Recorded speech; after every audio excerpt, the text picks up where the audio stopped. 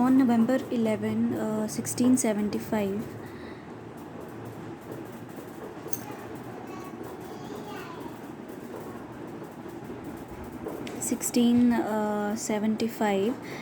Guru Tegh Bahadur took his early morning bath and recited sacred Japuji. Thereafter, he was brought out of the Kotwali and seated on a platform. Now, Mughal ruler had Aurangzeb had, given the orders for the death sentence of Guru Tegh Bahadur. So on November 11, 1675, Guru Tegh Bahadur ji को जो है early morning, he took his early morning bath and he recited his Japuji.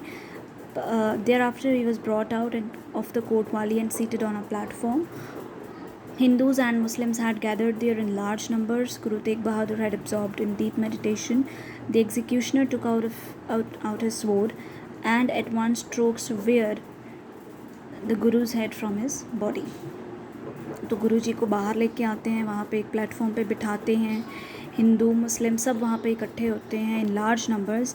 Guru Tegh Bahadur ji is again sitting in deep meditation और जो executioner है वो अपनी sword के साथ, तलवार के साथ एक ही झटके में उनका सिर जो है उनकी बॉडी से अलग कर देता है.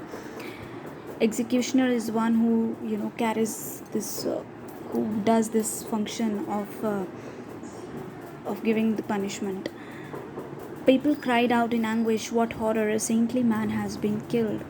और जो आसपास लोग खड़े होते हैं वो सारे they all cry in anguish, in pain कि एक संत आत्मा को मार दिया.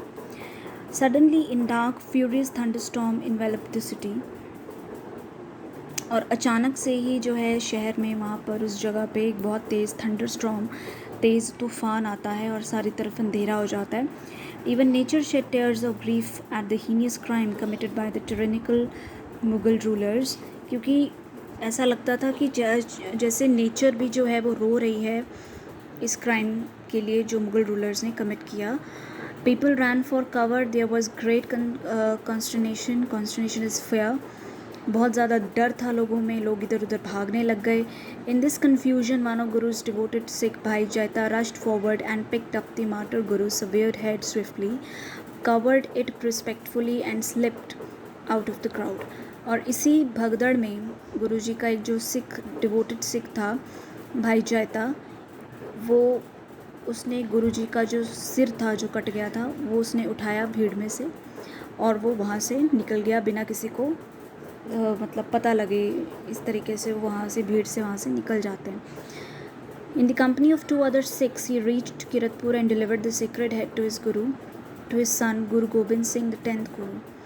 और फिर वो किरतपुर पहुँचते हैं 2 और सिखों के साथ और वहाँ पे वो गुरु गोबिंद सिंह जी को वो सिर, वो जो हेड है गुरु तेग बहादुर जी का, वो दे देते हैं. The 10th Guru, the young Guru embraced the 3 devout Sikhs who belonged to a caste considered low. Guru Gobind Singh hugged the devoted Sikhs and pronounced रंगरेटे Guru के बेटे. तो गुरु गोबिंद सिंह जी उन तीनों सिखों को अपने गले लगाते हैं. उनकी कास्ट लो थी बट स्टिल उनको कोई फ़र्क नहीं पड़ता, वो उनको गले लगाते हैं और क्या बुलाते हैं उनको नाम देते हैं रंगरेटे गुरु के बेटे. Rangretas are the sons of the Guru. Guru Tegh Bahadur's head was cremated with due reverence at Anandpur Sahib. और गुरु तेग बहादुर जी का जो सिर था वो उसको क्रीमेट कर दिया जाता है with due respect.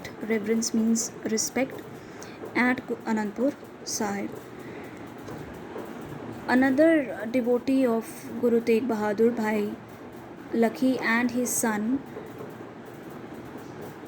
Nagaya pushed a long row of bullock carts loaded with cotton and other goods into the streets of Chandni Chowk.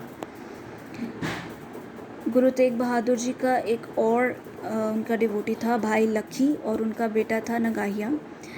वो बलक कार्ट्स खींचते थे और वहाँ पे वो कॉटन लोड करके और भी जो गुड्स थे वो चांदनी चौक की सड़क चांदनी चौक में से वो चीज़ें जो है वो खींचते थे. बलक कार्ट्स जो बैलगाड़ी जिसको बोल देते हैं वो खींचते थे. वहाँ पे और भी सामान रख कर मतलब they used to sell that goods. Being a carrier of goods for the government, no one prevented him from proceeding forward. अब क्योंकि वो सरकार के लिए काम करते थे इसलिए किसी ने उनको नहीं रोका आगे बढ़ने के लिए. In the confusion caused by the fierce storm and people running helter-skelter, Bhai Lakhi and his son picked up the body of Guru Tegh Bahadur, quickly concealed it under the heap of cotton in a bullock cart, and drove quickly to their huts in Raisina. So अब confusion इतनी ज़्यादा थी, लोग इधर उधर भाग रहे थे, helter skelter is here and there, people were running here and there. तो उन्होंने फटाफट से गुरुजी की बॉडी को उठाया, उसको कॉटन के ढेर के अंदर छुपा लिया और अपने घर की तरफ चल पड़े Raisina. On arrival of their house, they offered prayers respectfully to the memory of Holy Guru, and they offered prayers respectfully to the memory of Holy Guru, and set their huts on fire. People thought Lakhi's thatched huts had caught fire accidentally, but the devout Sikh of Guru Tegh Bahadur had secretly cremated the body of martyred Guru with due respect. तो वो घर पहुंचते हैं, वो गुरुजी की body को अपनी prayer offer करते हैं और हट को आग लगा देते हैं. मतलब एक तरह से हट को अगर वो आग लगा रहे हैं इसका मतलब वो उसको क्रीमेट कर रहे हैं, उसको अंतिम संस्कार कर रहे हैं. अब लोगों को लगता है कि उसकी हट को आग लग जाती है, पर एक्चुअल में वो क्या कर रहा है, वो गुरुजी का अंतिम संस्कार करते हैं विद ड्यू रिस्पेक्ट.